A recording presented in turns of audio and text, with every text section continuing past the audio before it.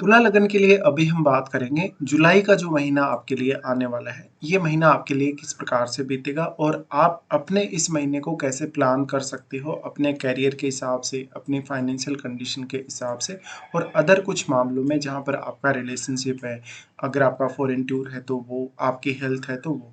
तो इस तरीके से अगर आप देखेंगे तो ये आपका ही लगन चार्ट है और इसमें जो आपको ग्रहों की प्लेसमेंट नज़र आ रही है, ये जुलाई के गोचर के अकॉर्डिंग ही आपको दिखाई दे रही है। हालाँकि इन ग्रहों की गोचरीय व्यवस्था में मंथ के मध्य में कुछ बदलाव अवश्य हो सकते हैं।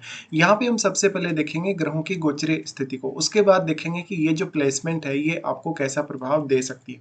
सबसे पहले अगर हम गोचरीय स्थितियों में जाएँ तो गोचरीय स्थितियों में सूर्य की बात करते हैं, जहाँ पर सूर्य 15 जुलाई तक मिथुन राशि में आपको गोचर करते हुए दिखेंगे और इसके बाद ये अपना राशि परिवर्तन करके कर्क राशि में चले जाएँगे। बुध का गोचर 17 जुलाई से कर्क में है और ये वक्री कंडीशन में रहेंगे। शुक्र का गोचर वृषभ राशि में रहेगा, 26 जुलाई से फिर ये मिथुन राशि में प्रवेश कर जाएंगे। वहीं मंगल सिंह राशि में रहने वाले हैं और 28 जुलाई से अपना राशि परिवर्तन करके कन्या राशि में चले जाएंगे। बृहस्पति मिथुन राशि में गोचर करने वाले हैं, शनि मीन राशि में गोचर कर रहे हैं और चंद्रमा को देखा जाए तो चंद्रमा 1 जुलाई को आपको कन्या राशि में देखने को मिलेंगे। वहीं राहु का गोचर फिलहाल कुंभ राशि में रहेगा और केतु का सिंह राशि में। तो ये गोचरीय स्थिति है। इसके बाद हम देखेंगे कि वास्तव में ये गोचरीय स्थिति आपके ऊपर कैसा प्रभाव डाल सकती है। सबसे पहले यहाँ शुरुआत करते हैं लग्नेश से। लग्नेश आपके शुक्र बनते हैं और शुक्र आपके चार्ट में आपके 8वें घर के भी स्वामी हैं। यहाँ पे जो शुक्र की स्थिति बन रही है आपके चार्ट में वो 8वें भाव में ही बन रही है।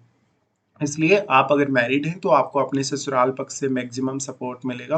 इस तरीके से देखिए, अगर आप उनके साथ मिलके कोई काम कर रहे हैं या कोई बिजनेस भी अगर कर रहे हैं तो यहाँ पे आपको काफ़ी फायदा होगा। इस प्रकार का जो शुक्र होगा कुछ हद तक, ज़्यादातर केस में पुरुषों के चार्ट में ये उतना अच्छा नहीं माना जाएगा। हालांकि धन और संपत्ति के मामले में ये काफ़ी अच्छा है, लेकिन ये रिलेशनशिप को खराब कर सकता है, आपकी लाइफ में कोई हिडन रिलेशनशिप ला सकता है। शुक्र यहाँ पे है तो शुक्र का प्रभाव पड़ेगा आपके सेकंड हाउस पे, क्योंकि इनका एस्पेक्ट है सेकंड हाउस पे और डायरेक्टली पूर्ण दृष्टि से ये देख रहे हैं। ऐसी कंडीशन में यहाँ पर आपकी वाणी में कुछ ऐसा प्रभाव ये दे सकते हैं कि आपकी वाणी से आप दूसरों को आकर्षित करने वाले हों। साथ साथ में आपके खान पान में और रहन सहन में भी पर्याप्त रूप से परिवर्तन हो सकता है। शुक्र यहाँ पर है तो निश्चित तौर पे आपको अष्टम भाव को जानने की जिज्ञासा या अष्टम भाव से संबंधित कुछ ना कुछ नया सीखने की जिज्ञासा रहेगी। शुक्र के इस प्रभाव की वजह से यहाँ पर कोई भी अन्य प्लेनेट बैठा है, उस प्लेनेट को आप जरूर देख लीजिएगा, उसका प्रभाव भी अब आपके अष्टम भाव पे जरूर रहेगा। लेकिन यहाँ शुक्र का ही प्रभाव सर्वाधिक रहेगा क्योंकि शुक्र अपने खुद के घर में है।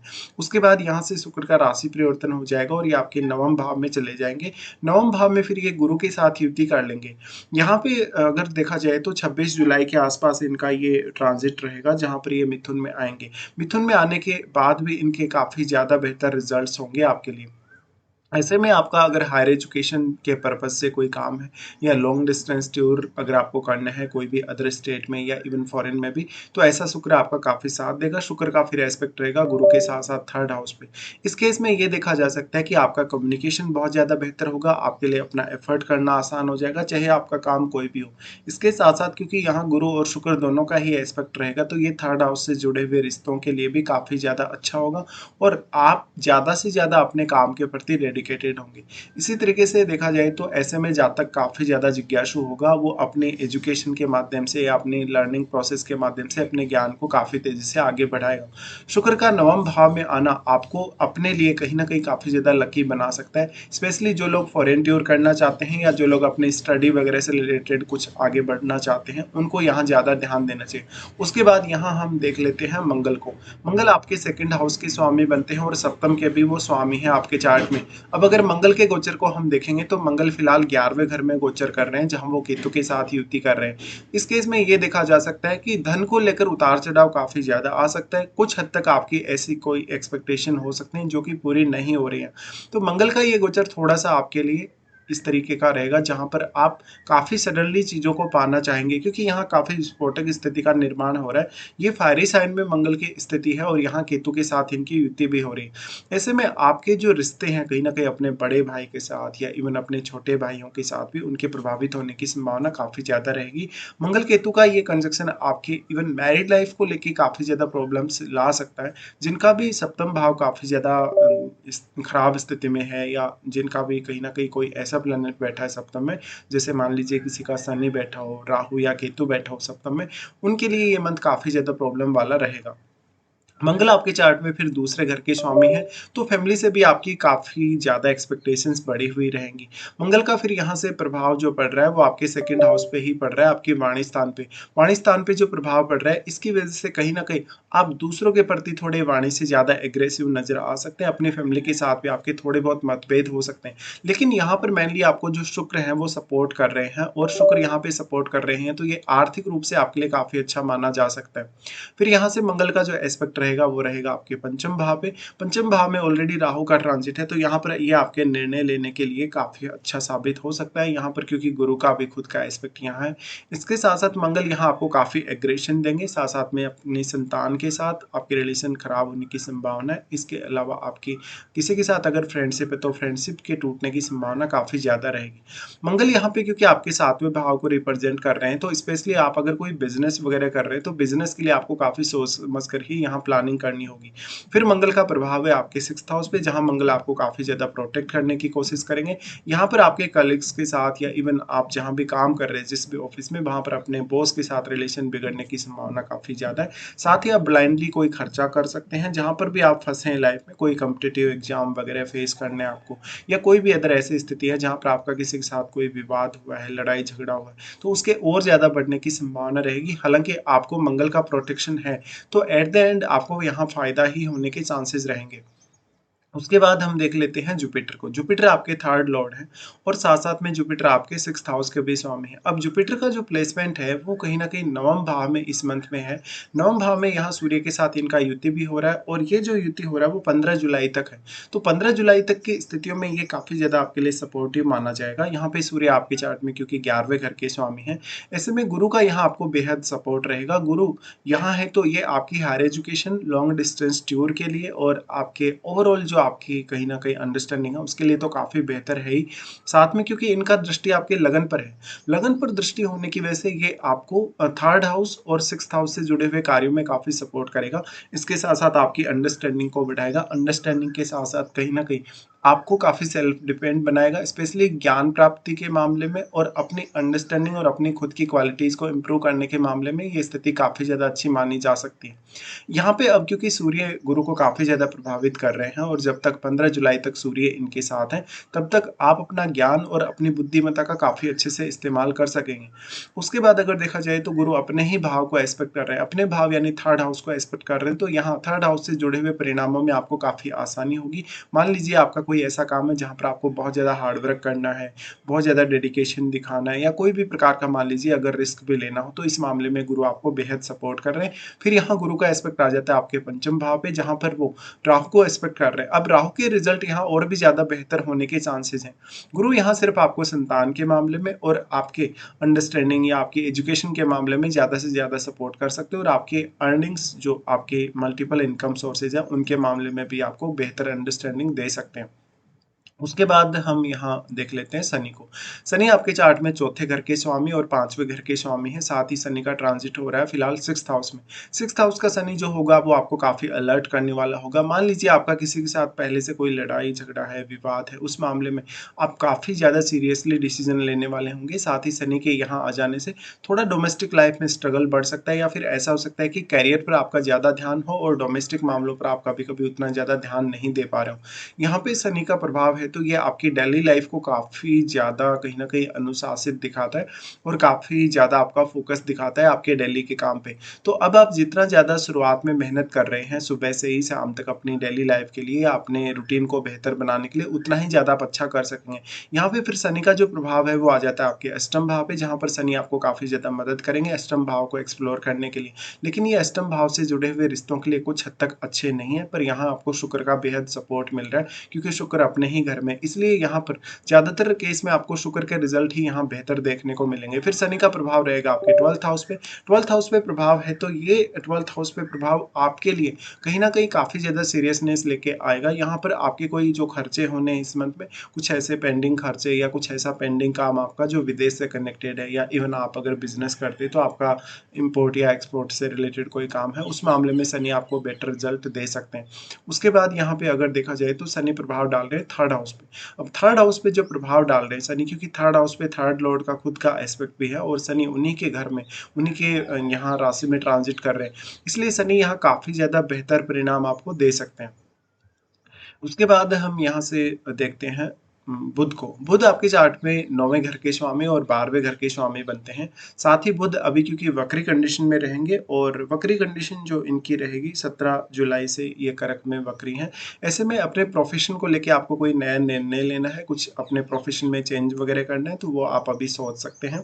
बुध यहाँ पे है तो मुख्य तौर पे आपको ध्यान देना है आपके कम्युनिकेशन पे, आपकी वाणी पे और आप कितना ज़्यादा बेटर परफॉर्मेंस दे पा रहे हैं अपने प्रोफेशन को लेके। बुध का यहाँ प्रभाव रहेगा फोर्थ हाउस के लिए, तो फोर्थ हाउस में जो भी आपके मामले जुड़े हैं, जैसे कि आपकी पारिवारिक मामला है, आपका प्रॉपर्टी या घर से जुड़ा हुआ कोई भी अन्य मामला, वहाँ पर भी आपके पास मल्टीपल ऑप्शंस रहेंगे। बट यहाँ वक्री बुध होंगे, वक्री बुध होने से आप उतना ज़्यादा अच्छे से कभी कभी डिसीजन नहीं ले सकेंगे। बाद में यहाँ 15 जुलाई के बाद सूर्य आ रहे हैं और यहाँ सूर्य बुध का युति हो रहा है, तो वो आपके लिए ज़्यादा बेटर होगा। सूर्य आपके चार्ट में देखा जाए तो 11वें घर के स्वामी हैं, तो सूर्य के यहाँ आने के बाद ज़्यादा बेहतर परिणाम आपको देखने को मिल सकते हैं। हाँ, इसके साथ-साथ अगर देखा जाए बुध क्योंकि वक्री कंडीशन में है, तो अगर आपका 12वें भाव से संबंधित कोई प्लान है, जैसे कि आपका कोई ऐसा बिज़नेस है जिसमें आपको एक्सपोर्ट वगैरह करना है या आपको फॉरेन से कुछ कनेक्शन देखना है आने वाले समय में, तो उसके लिए आप बेहतर तरीके से प्लान कर सकते हैं। इसके साथ-साथ आप अपनी योग्यता, अपनी खुद की क्वालिटीज़, अपने खुद के कम्युनिकेशन का जितना बेटर उपयोग अपने करियर के लिए कर सकते हैं, उतना ही ज़्यादा यहाँ बेटर होगा। लेकिन बुध यहाँ थोड़ा-सा आपको कन्फ्यूज़न में डाल सकते हैं। उसके बाद हम देखते हैं चंद्रमा को। चंद्रमा की स्थिति को देखा जाए तो चंद्रमा क्योंकि 10th लॉर्ड है और शुरुआत में आपके 12वें भाव में ट्रांजिट करेंगे। ऐसा चंद्रमा आपकी हेल्थ के लिए कुछ नुकसान दे सकता है शुरुआत में, या आपको ओवर थिंकिंग का इश्यू दे सकता है। 3 तारीख के बाद इनका स्थिति आपके लगन में बन जाएगा। लगन में स्थिति बनने से ये आपके रिश्तों को काफ़ी हद तक हैंडल करने की स्थिति रहेगी, जहाँ पर आप काफ़ी कॉम्प्रोमाइज़ करने की स्थिति में होंगे और करियर की चिंता भी थोड़ा ऐसा जो चंद्रमा है वो बढ़ाएगा। इस केस में ये हो सकता है कि आपको जो भी ज़िम्मेदारी दी गई है आपके करियर में, उसको आप पूरा करने के लिए देखें और दूसरों के लिए आप ज़्यादा सपोर्टिव रहेंगे। थोड़ा-सा खुद के लिए आप ज़्यादा इमोशनल यहाँ नज़र आएँगे। इस प्रकार का चंद्रमा आपकी क्रिएटिविटी और आपकी जो योग्यता है उस पर ज़्यादा फ़ोकस करवाएगा आपसे। इस तरीके से ये आपके रिश्तों को बैलेंस करेगा, क्योंकि इसका प्रभाव जो चंद्रमा का रहेगा 7वें भाव पे रहेगा। उसके बाद चंद्रमा नीच की स्थिति में आ जाएँगे। लगभग ये स्थिति इनकी 7 से 8 तारीख के आस-पास की बनेगी। इस केस में हो सकता है कि फैमिली के साथ आपकी अनबन रहे या फैमिली को लेके आप थोड़े ज़्यादा चिंतित रहें। हालाँकि वाणी के लिए अगर देखा जाए तो यहाँ चंद्रमा का प्रभाव काफ़ी ज़्यादा बेहतर हो सकता है इनके आने से। लेकिन यहाँ मंगल का भी प्रभाव है। ऐसे में अपने वाणी को थोड़ा-सा आपको कंट्रोल अवश्य करना होगा। उसके बाद हम देखते हैं सूर्य को। सूर्य आपके चार्ट में 11वें घर के लॉर्ड हैं और सूर्य की स्थिति को अगर देखा जाए ट्रांजिट में, तो सूर्य 9वें भाव में ट्रांजिट कर रहे हैं और गुरु के साथ इनका युति है। यह आपकी हायर एजुकेशन के लिए, आपके फॉरेन टूर के लिए, या आपको अगर फॉरेन से इनकम प्राप्त हो रही है या किसी अदर स्टेट से आपको इनकम प्राप्त हो रही है, उस मामले में आपको बेटर सपोर्ट रहेगा। यहाँ आपको लगभग जो सूर्य रहेंगे थर्ड हाउस से रिलेटेड मामलों में काफ़ी ज़्यादा बेटर परिणाम देने वाले हो सकते हैं। वो थर्ड लॉर्ड के साथ भी यहाँ रहने वाले हैं 9वें भाव में। तो इस वजह से हो सकता है आपको ज़्यादा से ज़्यादा एफर्ट करने में यहाँ मदद मिल सकती है सूर्य के होने से। सूर्य के होने से आपको ज़्यादा से ज़्यादा हायर स्टडीज़ की तरफ ध्यान देना चाहिए, या अपने हायर स्टडीज़ को लेके आप कोई नया निर्णय लेना चाहते हैं, उस मामले में भी सूर्य का बेहतर सपोर्ट रहेगा। फिर सूर्य आ रहे हैं आपके 10th हाउस में। 10th हाउस में सूर्य का आना काफ़ी इंटरेस्टिंग होगा, क्योंकि सूर्य आपके चार्ट में 11वें घर के स्वामी हैं और वो आपके 10th हाउस में आ रहे हैं, तो यहाँ बुध के साथ वो युति कर लेंगे। इसलिए बुध को यहाँ बहुत ज़्यादा फायदा मिलेगा सूर्य के आने से।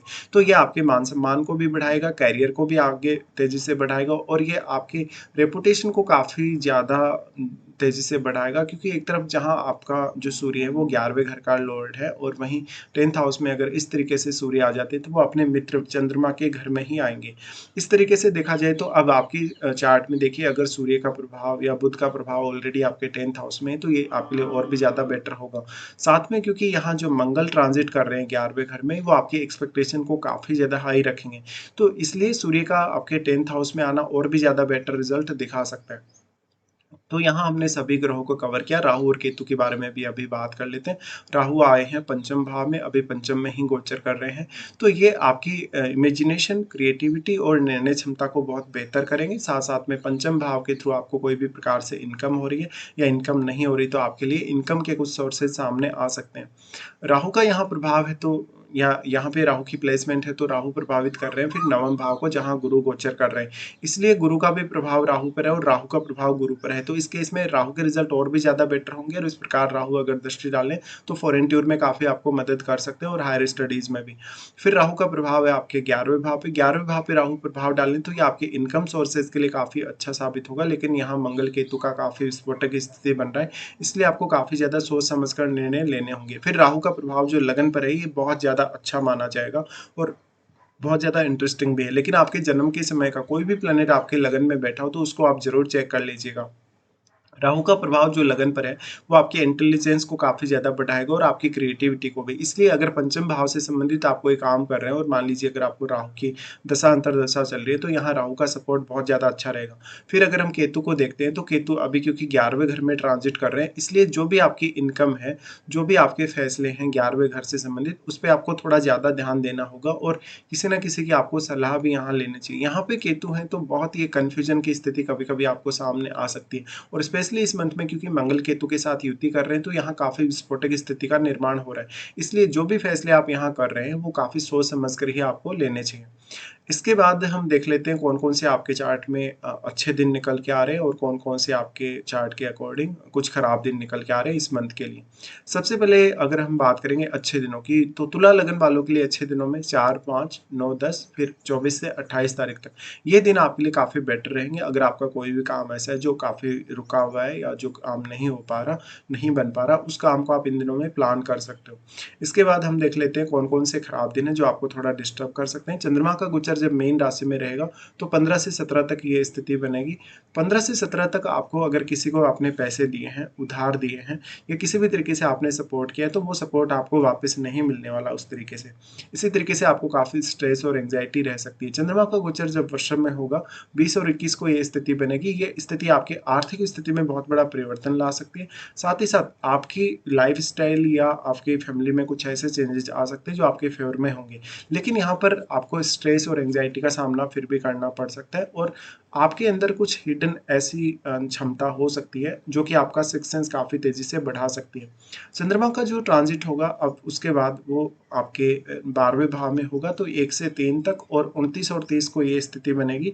इस दौरान विशेष तौर पे आपको अपने निर्णयों को लेकर बहुत ज़्यादा सावधानी रखनी होगी, आपसे कोई गलत निर्णय हो सकता है। इसके साथ साथ आपका कोई बहुत बड़ा खर्चा हो सकता है और स्वास्थ्य को लेकर भी कुछ दिक्कतें यहाँ सामने आ सकती हैं। तो ये कुछ खराब दिन है जहाँ पर आपको बेटर तरीके से प्लानिंग करनी होगी अपने लिए। फिलहाल आपको वीडियो देखने के लिए धन्यवाद।